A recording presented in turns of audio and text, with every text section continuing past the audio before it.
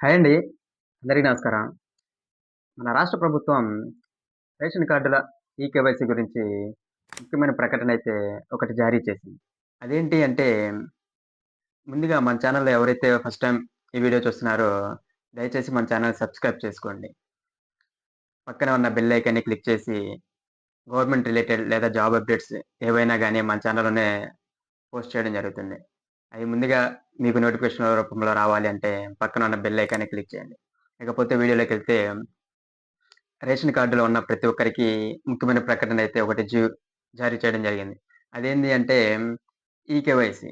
అంటే రేషన్ కార్డులు ఉన్న ప్రతి ఒక్కరు ఈకేవైసీ చేయించుకోవాలి అని చెప్పేసైతే పౌర సరఫరాల శాఖ కమిషనర్ సౌరభ్ గౌర్ గారు అన్ని జిల్లాల కలెక్టర్లకి ఉత్తర్వులైతే జారీ చేయడం జరిగింది.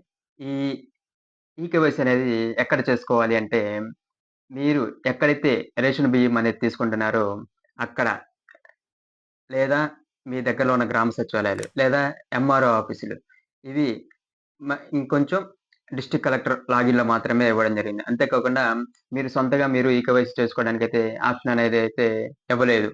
ఈ ఈకేవైసీ ఎవరైతే చేపించుకోరో వారికి భవిష్యత్తులో ఇబ్బందులు తప్పవు అనైతే ప్రభుత్వం గట్టిగానే చెప్పడం జరిగింది. ఈ ఈకేవైసీ తారీఖు లాస్ట్ డేట్ కూడా ఈ నెల మార్చ్ 31 తారీఖు లాస్ట్ డేట్‌కైతే ఇవ్వడం జరిగింది. ఈ ఈకేవైసీ మీ రేషన్ కార్డ్ యాక్టివ్‌లో ఉందా? లేదా? ఈకేవైసీ అయిందా? లేదా? అనేది ఎలా చేసుకోవాలి? ఎలా తెలుసుకోవాలి అంటే మన ఛానల్ డిస్క్రిప్షన్‌లోనే ఈ వీడియో డిస్క్రిప్షన్‌లోనే కింద లింక్ అనేది ఇవ్వడం జరుగుతుంది. ఆ లింక్ పైన క్లిక్ చేసి ఆ లింక్ పైన క్లిక్ చేస్తే అది సివిల్ సప్లైయర్స్ వెబ్‌సైట్‌లోకి వెళ్తుంది. ఆ వెబ్‌సైట్‌లోకెళ్ళిన తర్వాత కింద ఈపీడీఎస్ అనే ఆప్షన్ ఉంటుంది. ఈ ఈపీడీఎస్‌లో క్లిక్ చేస్తే డైరెక్ట్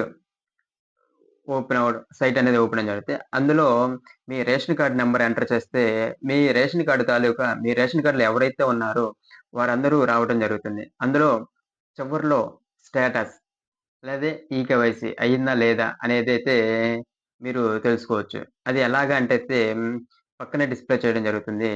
అది చూసి ఎలా చేసుకోవాలో గూడా చేసుకొని ఈకేవైసీ అయితే ఓకే. ఈకేవైసీ అవ్వకపోతే మీ దగ్గరలో ఉన్న రేషన్ షాపు లేదా సచివాలయాల్లో చేర్పించుకొని మీ రేషన్ కార్డ్‌ని పదిలంగా ఉంచుకుంటారని జెప్పేసి భావిస్తున్నా. ఓకే అండి. Thank you.